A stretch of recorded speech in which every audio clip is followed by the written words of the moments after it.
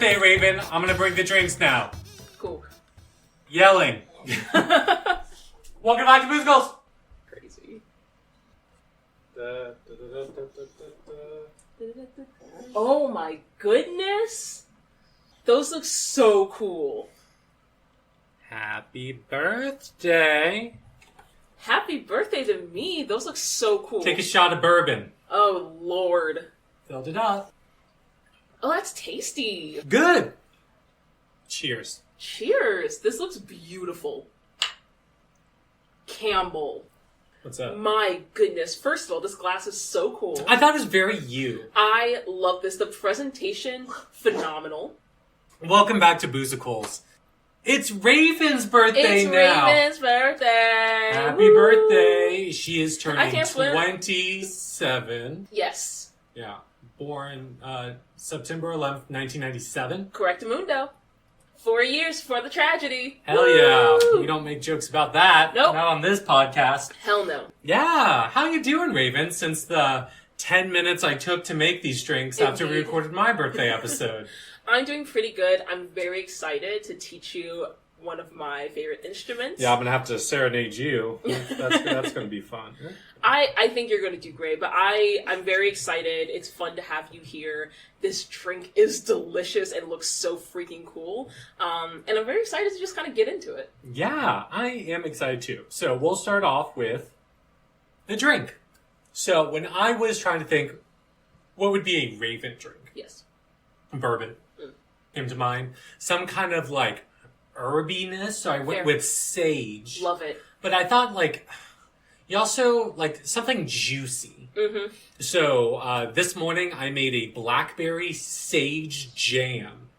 And so it's like one of the kind of like a jam based drink. So it's jam, bourbon, went with lime juice. Yeah. About like, a juice from like one lime.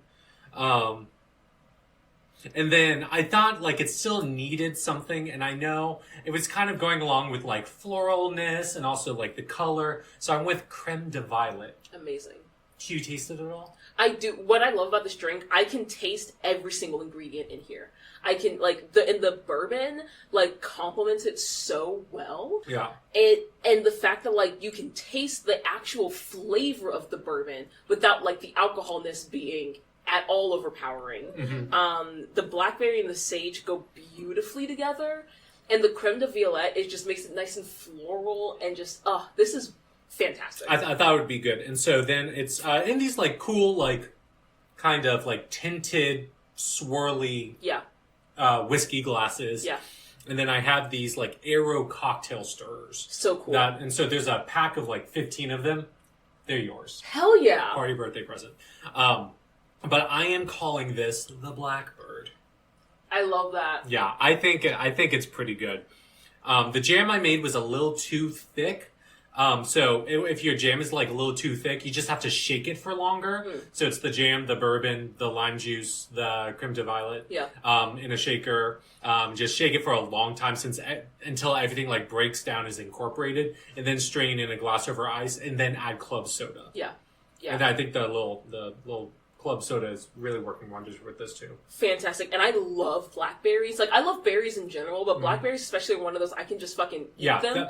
And so them in a drink form, I love this. And so the color is gorgeous. You can see at the bottom, like, where the jam is collecting, because it's a little too thick, so that's going to be delicious later. Absolutely. And then it's garnished with a cocktail starter with, like, a blackberry and a sage leaf. So when you have it in and you're taking a sip, you smell the sage as well, which is really so adding perfect. to it. It's a perfect aromatic for this drink, too. Because then smelling the sage also makes you notice the sage in the jam more. Yeah, that was the goal. And then the jam itself was pretty straightforward to make. It's like a cup of sugar, like basically like a pound and a half blackberries, and then like a bunch of lemon juice. You just kind of mix that all into a bowl till the sugar's dissolved. And then you add that to a saucepan and bring it to boil, and like chop up some sage. Like pretty finely, add that in, and then you kind of just like stir it while it's boiling for about like 20 minutes. Yeah. I think I did like 30 minutes, and so it was pretty thick. It was a thick consistency, but once everything is like, you like move it with the spoon and not immediately does it flow back in, but just starts to more gradually, then take it off the heat, let it cool, put it in a jar. If you want to like preserve it, leave it out. You have to do like a water bath and like sealing and stuff like that. Otherwise, just keep it in the fridge. Yeah, and it'll be just fine. Yeah. But most importantly, it's Raven's birthday. It is my birthday. Very excited. Do you like your birthday? I used to not, and I'm trying to change that now. Why didn't you? It just, okay. Because my birthday's 9/11. Besides that, that's... No, but like legitimately, that is the main reason. I thought it would be because you don't like when other people do things for you. No, I mean, that's also... I don't like being the center of attention, so that's also true. But like, truly, one of the main reasons I don't really like celebrating or bringing attention to my birthday is because literally... every single time I told anyone my birthday growing up, the immediate response was, "Aw." And I'm just like, okay, but I get it, but like, other people exist. You know what I mean?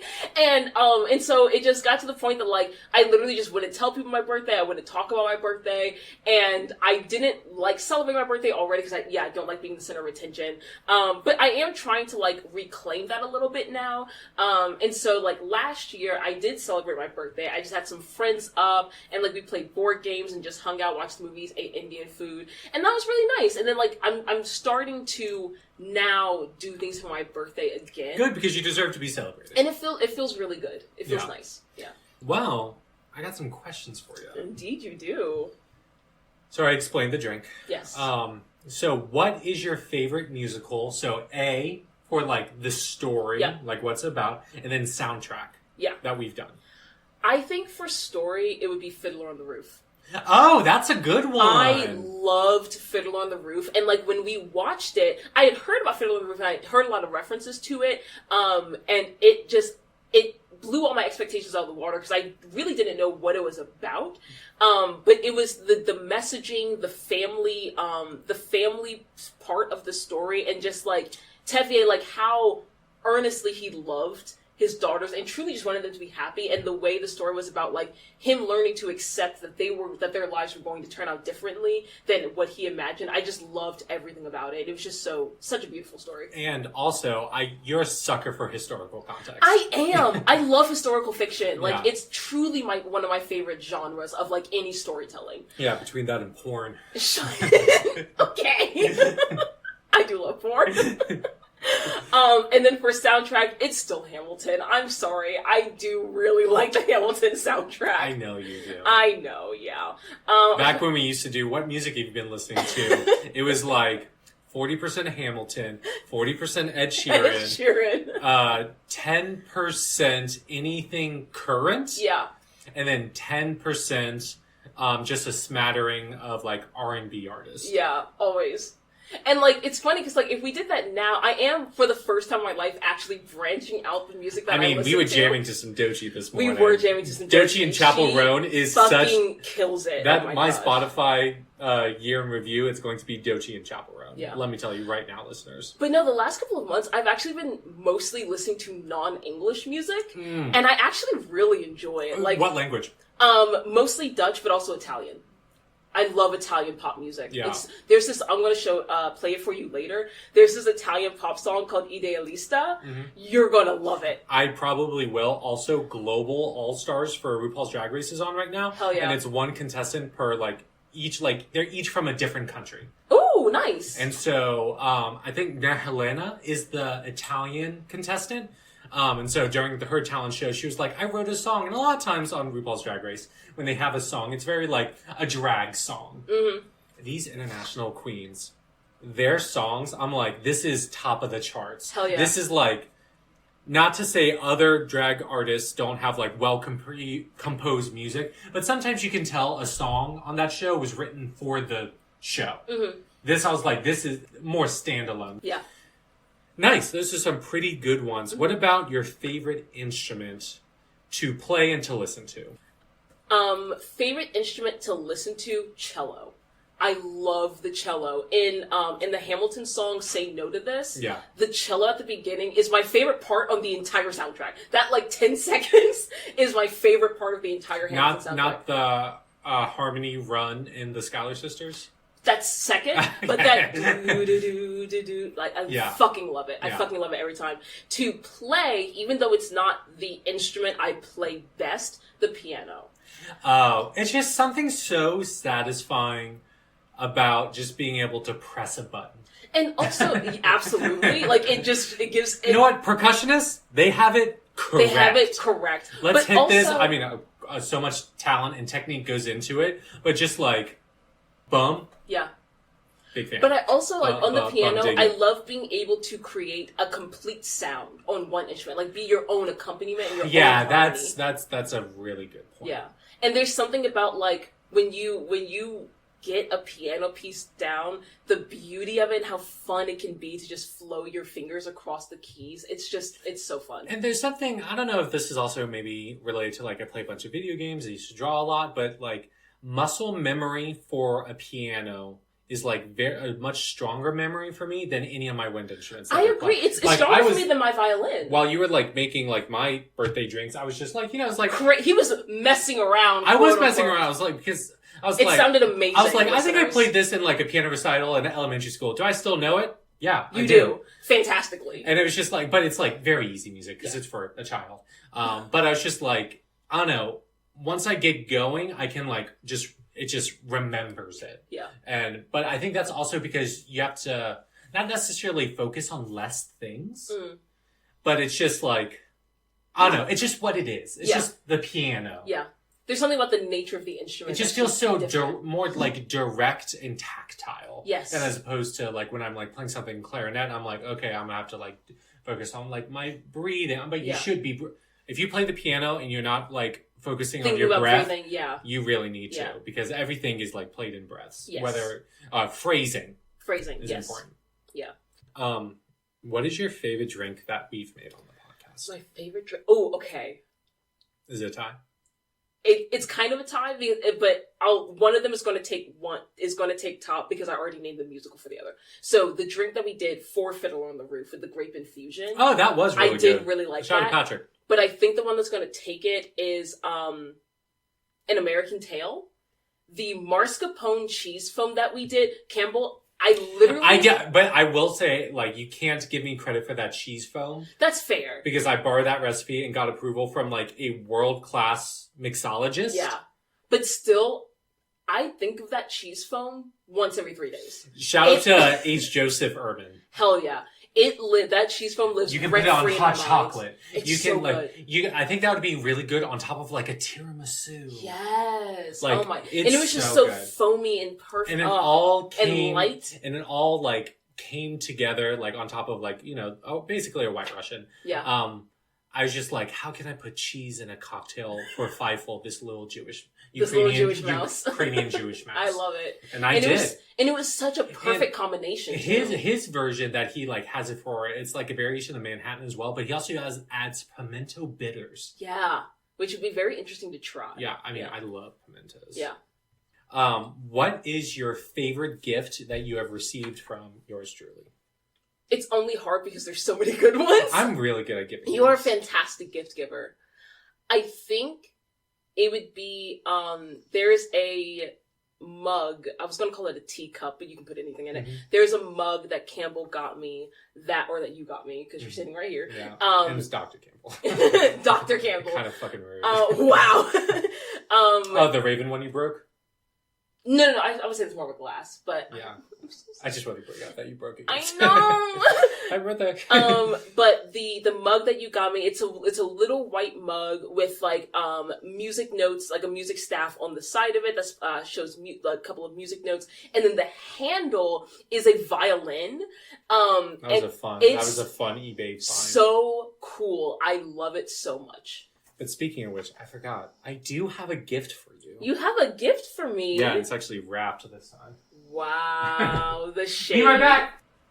Happy birthday, Raven. It's a few things. It's a few things? That's not fair. And there's a card. Oh my god. Not bijou. Fuck you. You're like a fine wine. You get stronger, bolder, and sweeter every year. Aw, that's so cute. What, is there more? Warm regards, Campbell. And I mean every word. I love it. Okay, so first we have, Dead on the Vine, an immersive murder mystery experience. This looks so... 4 to 6 hours, 1 plus player, 14 plus... This looks so fun. Oh my god, there's like a wine list. You have a whole like estate map and like evidence. Oh my gosh, this is so cool. Do you want to solve a murder mystery later? Hell yeah, I love the fact that you can literally play this by yourself. This is so amazing. We should absolutely play this later. Yeah. Hell yeah. There's a couple more of them. These are so cool! Okay, so he gave me more dice, because I always need dice. I'm a fucking demon goblin for dice. Imperial Bronze Warrior dice set. It's an 8 dice set. Are there 2d20s? Is that one? Yeah. Hell yeah, I love dice sets like you. Is that a Dalek? No, it's not. Okay. Okay, so they're in the shape. There's 2 D20 spike balls, a D12 helmet, 2 D10 gauntlets, a D8 mace, a D6 sword, and a D4 dagger. So it's in the shape of those. That's so freaking I thought that would be really cool. fitting because like we're in a campaign together that Where I I'm play a DMing. paladin. Yeah, and so I thought those would be like. And then the last. That's awesome. And of course, Lindor's chocolates. I fucking love Lindor's. These are birthday cake flavored. I didn't know they made those. I did not know that either. For the longest time, any gift I gave Raven, I also had to give her these like Lindor. I love truffles. Lindor's chocolates. They're my favorite. Like chocolates. the Doctor Who Yes. cookie jar that I gave her one year was just filled with them. Oh, that's an easy second. Honestly, all of your gifts are tied that you've given me. Thanks. Yeah. Thank you so much. No I problem. love every single part of this. I do have some candles later that we're going to put in those truffles. Hell yeah. Cheers. Birthday. Cheers. What has been your favorite birthday party?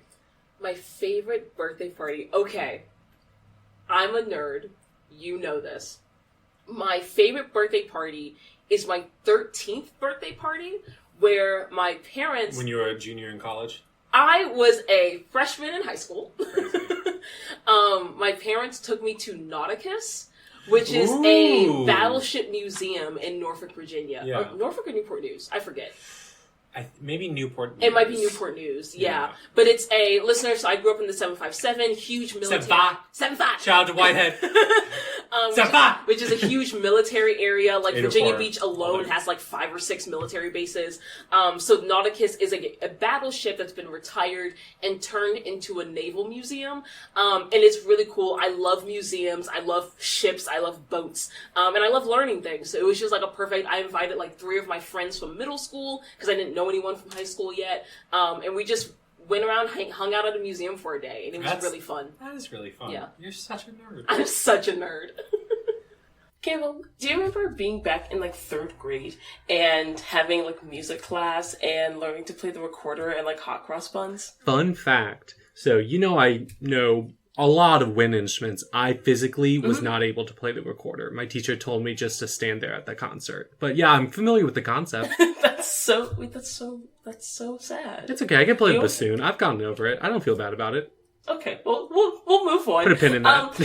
Put a pin in that. Boop. So, unfortunately enough, there are students all across the country that have never before had a general music education class and don't have the ability or the opportunity to access music education and get the chance to learn tons of different wind instruments or even just the recorder.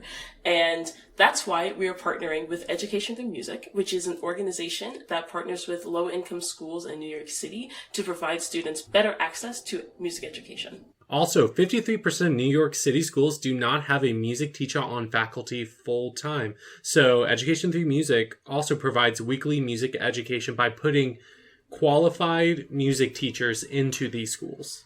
Yeah, absolutely. And one of the reasons this is so important is because motivation for learning means motivation for staying in school. And a lot of the students that are able to be involved in these music programs report that they have attended school when they otherwise would have skipped, or like stayed in school when they otherwise like wouldn't have wanted to stay, specifically because they were looking forward to music class or they were looking forward to ensemble, and getting to learn specifically about music. And you can support and learn more at etmonline.org/donate. That's etmonline.org/donate. Help out. Do you have an instrument that you've neglected and now it hates you? Do you have too much money and think, hey, this can go to a good place? Neither applies to me, but I want to talk to you about the Daddario Foundation. They believe in the transformative power of music and that mentoring and building communities through music can positively affect social change. 100% of every dollar raised goes directly to support efforts to get kids involved in community music programs, acquire and maintain instruments, provide college scholarships, and support new innovation in music education. You can learn more and donate at www.daddariofoundation.org/about/donate. That's www.daddariofoundation.org/about/donate. Hey there, listeners. Pop quiz. Who was your favorite teacher in school? Did it happen to be someone who inspired a movie? Did that movie later change the world?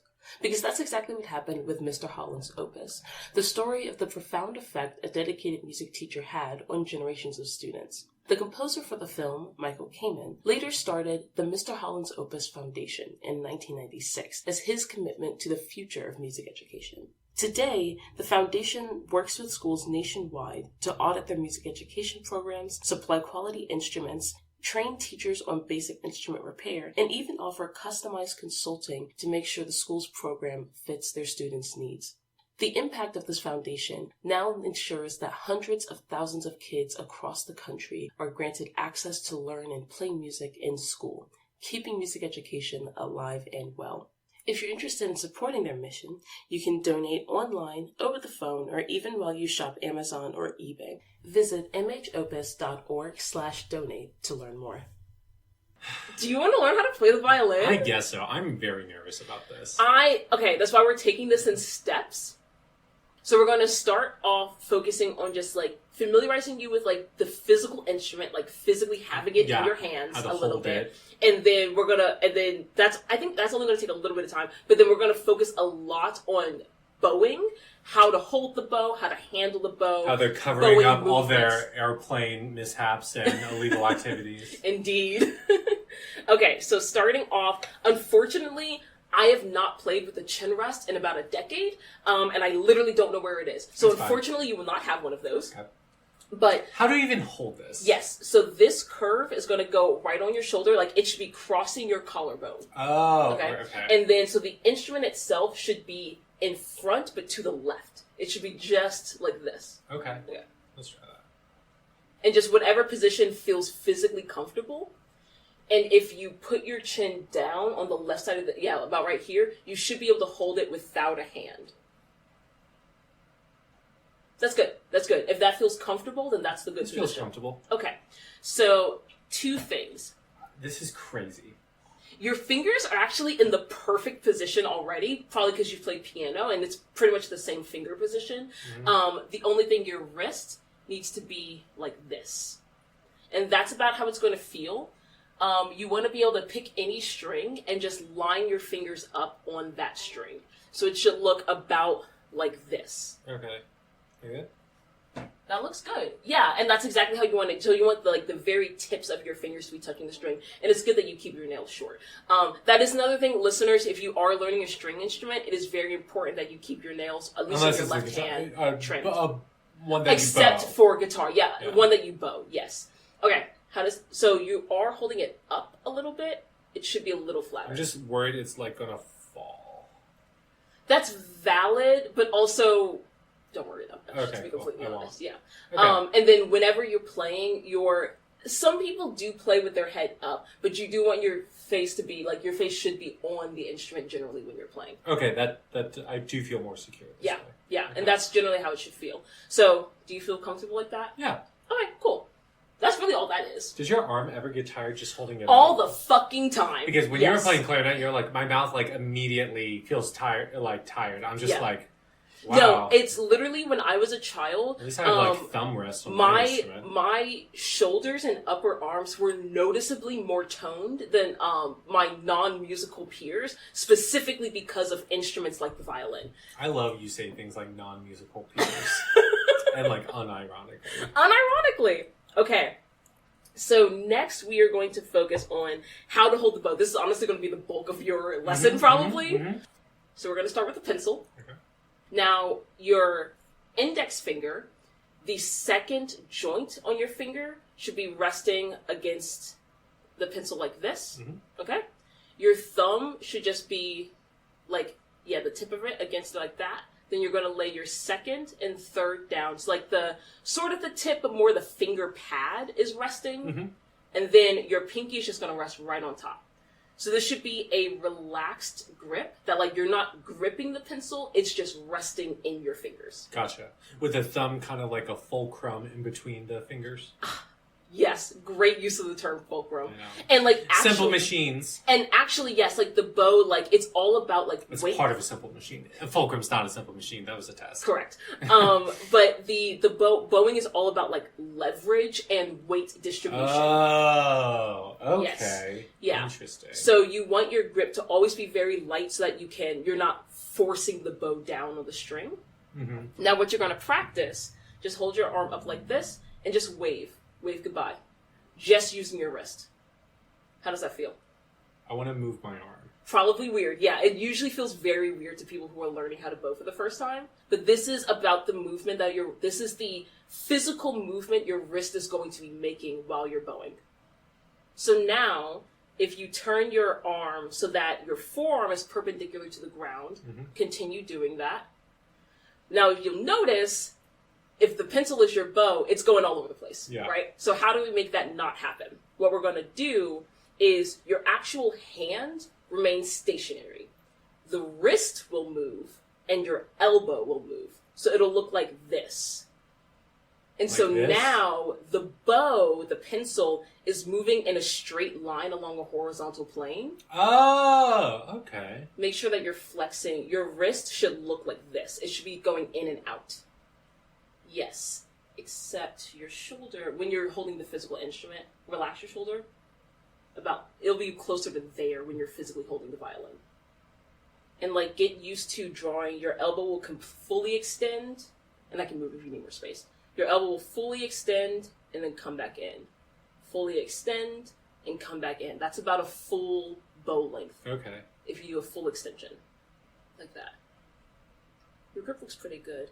I would...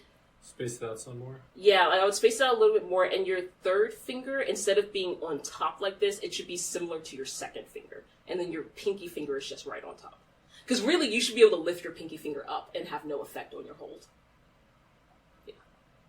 Yeah. Good. That's the correct... It's like a goose striking. Kind of, yeah. What a weird connection to make. I love us. I've been drinking, Raven. So it might be a little easier now that you've kind of gotten that motion down. You're going to hold this, and you can pick any string. It might be easiest for you to start with the G string, because then you won't risk hitting another one. Yeah. And just practice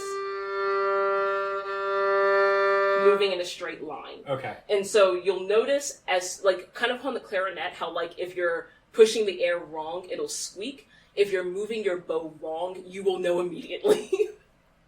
So it's this, pad, tip. This is often how beginners are taught because it can be easier to grip it like that. A proper hold is on the frog itself.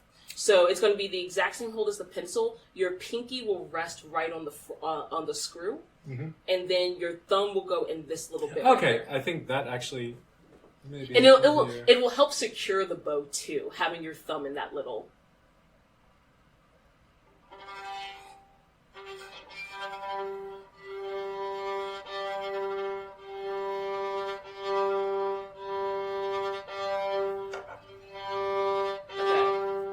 Getting there. Do you notice how your bow is moving all across the Yeah, string? it needs to be more. So you want to try to stay. I'm moving my hand too much?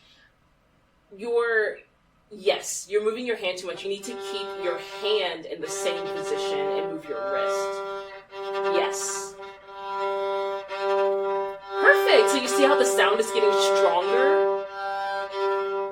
Yeah. Yes. So yeah, you want to be staying between the bridge I need to and be the finger. breathing. Yes. This is throwing me off. I'm just like when you first do yoga and there you have to tell you every 2 minutes, like, breathe. I'm like, yeah. So I tend to breathe in. Yes, very good.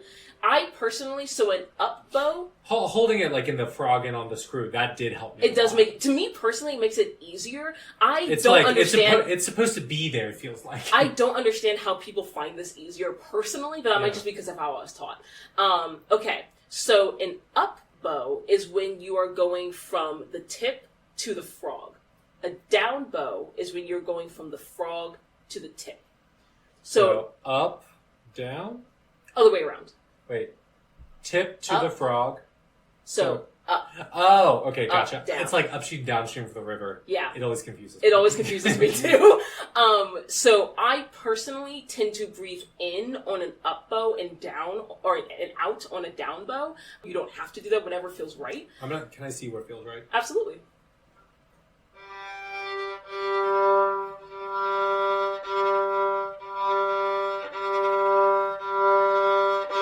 Yes. That's good. And you are, okay, one of the things I was worried about, because beginners tend to like have difficulty with the amount of pressure. The amount of pressure you're putting on the bow is absolutely perfect. Okay, good. If you- It felt like, because you can feel, it's like how you were playing with the clarinet and the reed, and Yeah. when you're feeling the vibrations, it just felt right. It feels right. When the note felt right. Yeah. Like it's a little intuitive that way. Exactly. If your pressure becomes too high, you'll hear it make a growly noise. Nice. Oh, that was a perfect like lift off. Cool. Beautiful. Okay. How do you play any notes? Are we even there yet? Honestly, we kind of are. Okay, so the tapes are going to be your guides. You're going to be staying in this range. Perfect. You might, if you want to use a fourth finger, you might go to this one, but these are going to be the primary notes you're going to be working with. Okay, what are the strings? So there's Yes. G. We have G, D, A, and E. So this first one is going to be a whole step. The second one is also a whole step. And the third one is a half step. So if will we're- the first note be here then if I'm playing a B flat? No. Oh wait, so wait, G, if I have it here, that's an an A. Whole step, B. So half step, in between would be a B B flat. flat. Okay. Yes. So it would be B flat, And then C. C. This is a C natural. Yeah. A C sharp would be another half step, which is not going to be Gotcha. relevant. So it's B flat, B flat, flat, C, B flat. Then, okay, so if we're on the B. D string, and this first step is a whole step, That's an E. that's an E natural, so a E flat Would be a half step up. exactly. It would be between this tape and the nut. And it's always in fractions, so you're always going to go halfway. Music is math, y'all. It's just math. So for a half step from the string, you'll go halfway between the nut and the first tape. Mm-hmm. And then for a half step from the first note, you'll go halfway between the first tape and the second tape. Yeah. Okay. So why don't we keep working on the notes? So we're going to have B flat, C, B flat, E flat. Then the D is going to be... So if this is C, this would be D? This would be D. This tape right here. Oh, but would it's be just the D string. or an open string. D. And okay. you can choose whichever one you want to play. Okay. I've always struggled to have a weak fourth finger, so I personally have a preference for playing an open string Yeah, that makes over sense. a fourth finger. It's up to you. So it's B flat, Mhm. C, B flat. Mhm. Wait, bum, bum, bum, bum, bum. Here. Oh, sorry. Bum, bum, Mhm. bum, bum, bum, bum. Correct. That is an F natural. Bum, Mhm. bum, bum. So now we're moving to the A string. Bum, bum. That is a B natural. Wait, if this is the A string. This oh, is- then A flat then. Okay, sorry. B flat. B flat. Yes. Yeah, no. Okay, then it's G, which would be if this was a D, E, F, G. Half step. So this is a whole step. So this is F sharp. Oh, F sharp. Okay. And then this I got the E to the F correct. Yes. So it would be here. Yes. Da, Correct. Wait. Da.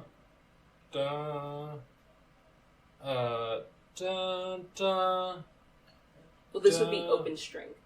Okay, no, but it's A an flat. A.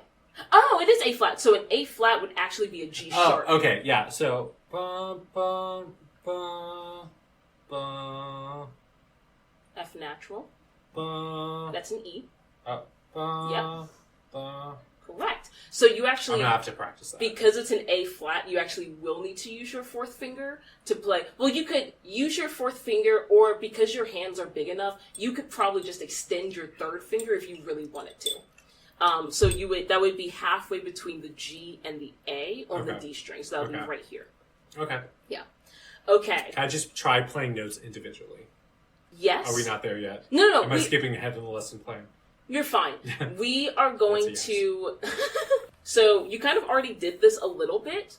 I do want you to practice playing each string individually. Okay. You can skip E if you want, so you're not going to have to go in that I will. anyway. But practice the D and the A are particularly difficult because they're in the middle. Yeah. So you need to practice being able to hit those strings by Individually. themselves. Okay. Yeah. So I would practice... so if you want to just start with D and A and just work on those two. Well, I want to just... Okay, so... Wrist? Yeah.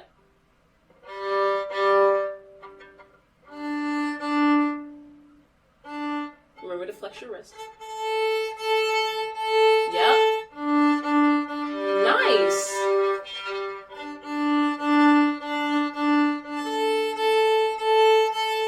Very good.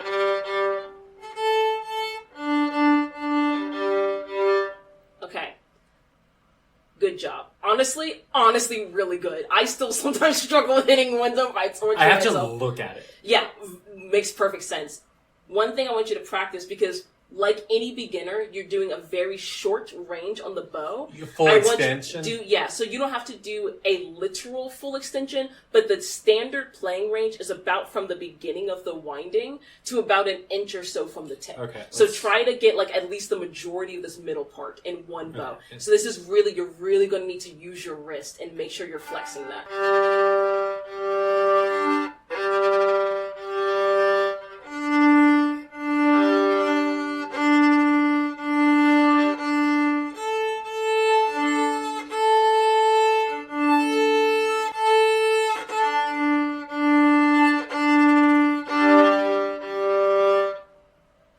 Good. Now, question. Did you notice how as you got closer to the tip, you had to press down a little bit further? Yeah.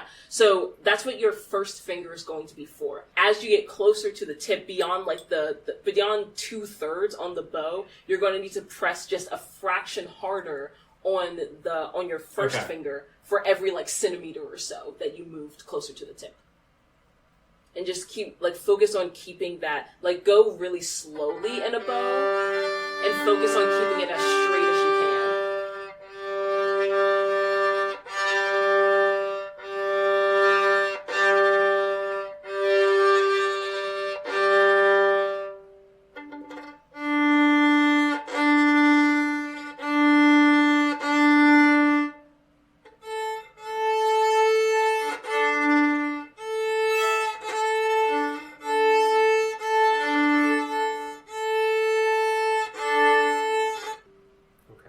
You're getting closer. You just need to get more comfortable with bringing your wrist all the way up.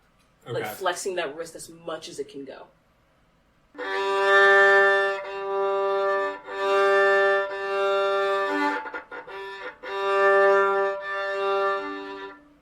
shoulder should stay in one place. Much better. You see how the sounds different?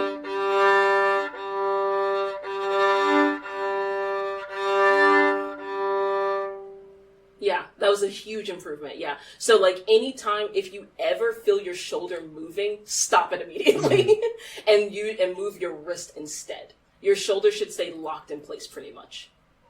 Yeah. One thing on playing notes, let me see it real quick. I just don't know what to do with my left. Yeah. So So your thumb is about in the same, or about in the right position, but you generally don't want to have it up like that because that's going to bring your wrist under the instrument. Okay. You really want your Want wrist to to be be sticking out like this, And so that somewhat over, so it's your like fingers pinch, should be pinch. curling over the instrument. So, Okay. like, if anything, your hand should look like this. Okay. Yeah. So you want it to be not just straight, but actually almost sticking out a little bit. So, like this. And your thumb, I would say, like, the top, like, pad of your thumb should be just resting right about where your first note is going to be. Okay, gotcha. Yeah. And then if you want, like, practice just going up and down on the G string. Or pick whatever string you want. So that's G, G sharp, A. Mm-hmm. B flat, or A sharp, whatever.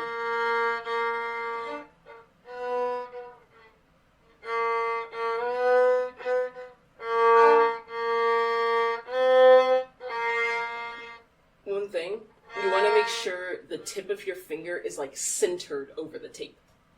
Tip of the finger is centered. So like when you're playing, C, for example, okay, put it gotcha. like directly on. Yeah. Mm-hmm.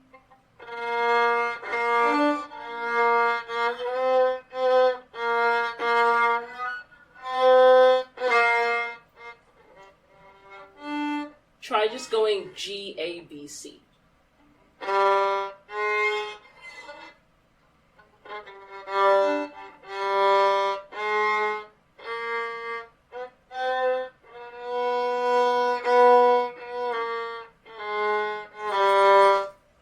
Those weren't the notes Those you were not said. the notes. But you were doing the sequence correctly, just your finger placement was a little off, is the Okay, only reason. gotcha. Yeah. So just It make just sure needs to be more centered. Yeah, if you make sure you place your first finger correctly, so a little up, make sure it's right on that tape. Yeah, and you should feel the tape under your finger.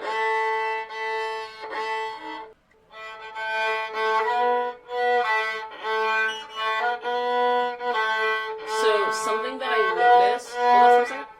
Something that I notice as you are pulling your bow back, you tend to bring your arm down a little bit, which makes sense because your arm gets tired, but you need to keep it at the same latitude. Oh, okay. Yeah, so like making sure that the bow is physically level and like whatever angle it is at, it stays exactly at that angle. Which I know it's a lot to pay attention to at one time, but...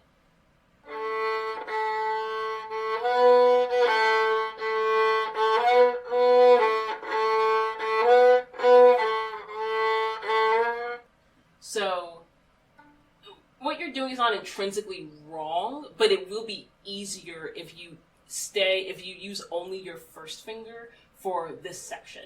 So, having your second finger on that first tape, try to correct that if you're doing it.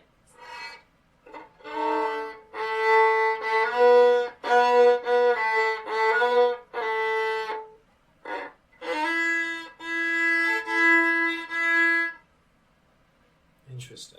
Yeah. D, sharp, E, G F sharp, sharp.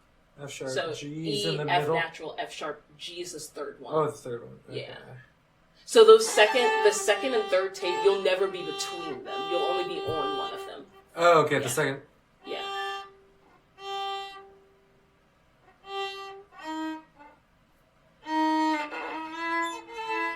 That's an E natural. Ugh.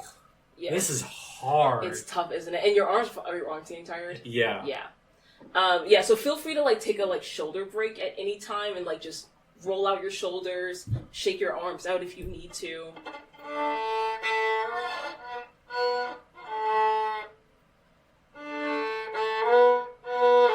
So that's an A.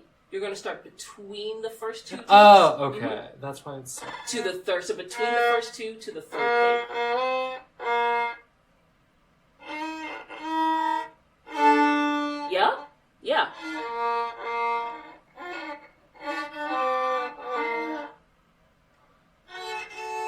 F natural, so between those two tapes. Halfway between those two tapes.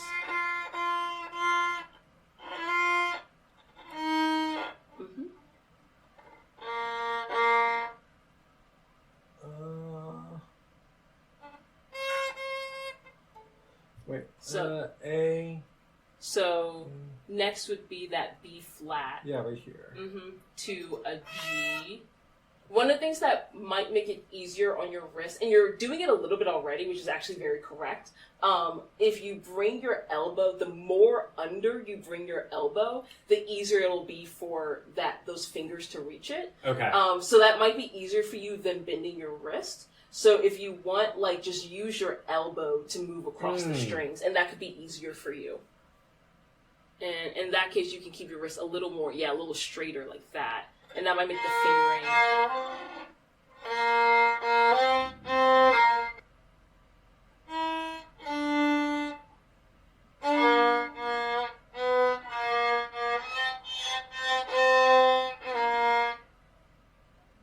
So between or on the line? It would be between the first and second. So okay, so one thing. It will be much easier for you if you keep doing the correct fingering. Oh, yeah, So okay. only ever use your first finger for this. Uh-huh. Only use your second. Anything between the nut and the first tape, only use your first finger. Okay. Anything between the first tape and the second tape, only use your second finger. And then use your third finger For for that this G. and anything up. And then, okay. So It would be, so your fingerings would be... Can you point out the G on the second string for me? On the line. Okay. Yeah. Okay. So your And that's the only time I should be using my third finger for this? Yes. Okay. So, and the C. And the C.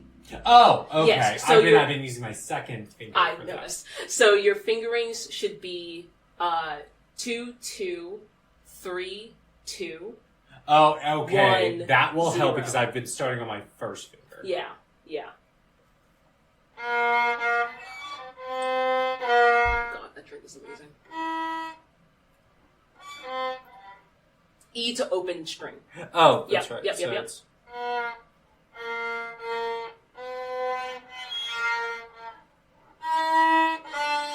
Yep.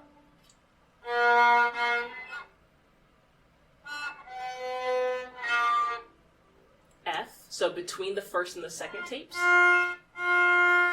To E. Yep. And then back to B flat. To the A string, first finger B flat. D string, third finger. First finger. Open string. Third finger G string. Third tape, third finger. Yep. Go ahead. Okay. If I do that, and then I just move up half step. Yep, so you can literally just slide your finger if you want to. E flat. Yeah. So there's two ways to do what you were talking about with that A. Yeah. You can either, if you don't want there to be any connection between those notes, you can either use your fourth, or you can do, so you'll have to stop your bow and then move and then continue. But personally, I like, that's called a glissando, if you just like slide your finger. Oh, yeah. So that also, like, if you want the glissando effect, you can just slide it. I might do that because fourth finger is very hard for me. It is very hard. Like fourth finger is an entire unit if you're learning the violin. So make sure you're hitting that third tape for the C. So you're starting on that B flat, make sure you're hitting the third tape for the C. Wait, because B flat, is that in between here? It is in between. B flat, B... to C natural. Which is in between the tapes. No. What? See, so That is... So if there's a large gap between the tapes, then the half step is between them. If there's a small gap between the tapes are the half step. Oh! Yes. So this is a B natural Gotcha. to a C I'm with natural. you. I'm with you. Yeah. Okay, I thought it was... Okay, that makes sense physics-wise. Yes.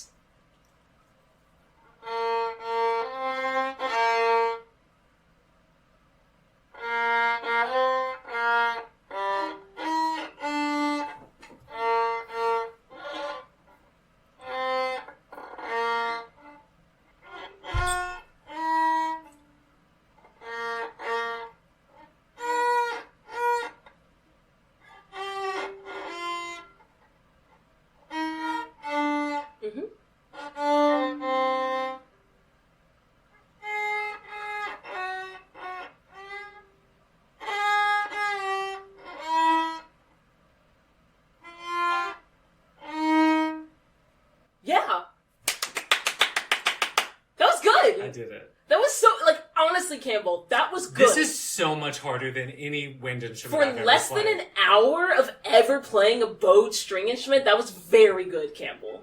I'm very proud of you. Yeah. Okay. Yeah. I'm so proud of you. Thanks. How do you feel? That's hard in my elbow. Are your hurts. deltoids sore? No, it's like right here. Is that Yeah. my deltoid? No. Okay. Not at all. So that has probably something to do with technique. That's fun though. I could imagine. See, I always see videos of like middle school band and orchestra concerts. Yeah. And I get it from both sides now. Yeah. That's hard. It is hard. It's also hard because unlike band instruments where the sound is coming out like either through the bell or like through the front of the instrument and is actively being projected out, all of the sound here is truly reverberating inside the instrument and then has to come out. So to even attempt to hit the same volume as a band instrument, you have to have a lot of power and your bowing has to be almost like perfect. Yeah, that's hard. The bowing is hard, yeah, especially when you're managing both bowing and fingering at once. Like, because as you learned during the first part of our bowing lesson, the amount of pressure that you're applying to the bow changes every single centimeter of the bow that you are using. No. So every second that you are moving your bow, you are changing the amount of pressure you are applying. And it has to become just innate at a certain point. Okay, that's sucks. But question for you. Yes. What instruments would you like to learn? Instruments that I would like to learn. There's so many, but I think the main one, I would love to learn, like, Spanish guitar. Like a 12-string like guitar. a good flamenco guitar? Yeah, you know, like a good, like, 12-string guitar. Like, I would love to learn, like, that picking ability is just, it sounds so beautiful. What about a banjo? Hell fucking yeah. I would cool. love Shout it. out Kermit the Frog. Shout out Kermit the Frog. Yeah. It ain't easy being green. It ain't easy being green. Oh, that's cool. So you would still, that's so funny. That it's like, what instrument would you want to learn? Still strings. Still strings. I truly love the sound of a string instrument. Like, Yeah. the physical sound that the vibration of a string makes. I just find that tone of music very nice. And it's just satisfying for you. Yeah. With And your experience. That makes sense. Because to me personally, like, having grown up playing violin, cello, guitar, upright bass, like, the physical feel of the string under my fingers and, like, feeling it vibrate, feeling my fingers move across the string is a much more tactile experience of playing music than, even though I appreciate a wind instrument, like, the way you play, to me, feels much more tactile and grounded with the string instrument, where, you're very in tune with with the sound that you're producing. Yeah. This was fun. This was really We fun. should definitely do this again with, like, other instruments that we play. Yeah, I think so, I would too. love to teach you, because you don't play guitar, you play ukulele, right? Yeah. Yeah, I would love to teach you guitar or cello. I think, yeah. Cello might actually be easier for you because it's the same concepts, but the note spacing is bigger, and you have large hands. So, like, Thank you for listening. so the violin, I knew was going to be a little challenging for you because, like, the tightness of the notes is difficult with, like, dexterity. And I think my arms naturally want to be lower. Yeah. Yeah. Yeah, your arms have to be, like, and that's why, like, you do end up very toned if you play the violin, because your arms are constantly up, and they have, like, your shoulders especially have to stay in a fixed position. Your elbows and your wrists move a lot, but your shoulders have to stay fixed. And so it just takes so much musculature. Yeah. That's cool. Yeah. I'm truly very proud of you. Happy birthday, Ray. Thank you. Where can people also join in on the birthday celebration for you? So many places. You can join us on Google Podcasts. It's not a thing anymore. Okay, you can join us on Apple Podcasts. We get so many, No. We get so many emails about it. And they keep on pushing back the date, but it's just constant reminder. Yeah. If you follow us on Google Podcasts, you're going to have to switch to your podcast platform. Yes. Pocket Cast is like a very similar alternative. Yes. So like Pocket Cast, Apple Podcast, Spotify, Pandora, iHeartRadio, Podbean. There's so many places that you can find us, and if you do, we hope that you... No, we don't hope. It's Raven's birthday. Rate us 5 stars. Rate us 5 stars. That's my birthday gift. That's your birthday gift to me. Yeah, you can review us. You can like us. You can comment on stuff. Yes. Just do it. Yeah, and also you should follow us on Instagram at Boozicals, Boozicals. Or, you know, if you want to reach out to us, let us know, like, any thoughts you have on the drinks, on the musicals, on these birthday specials, then, like, you can email us at boozicals@gmail.com, and we would love to hear from you. Yeah. Happy birthday, Raven. Happy birthday. I hope you enjoyed your drink. I truly did. Like, you noticed, like, while you were practicing, I was just, like, over here, like, sip, sip, sip, because this tastes so freaking good. Do you think it fits your vibe? Absolutely. I love the purple. I love the note of like green sage. I love the darkness of the glass. I love everything about this drink. Thank you so much. No problem. Happy birthday. Happy birthday. Bye. Bye.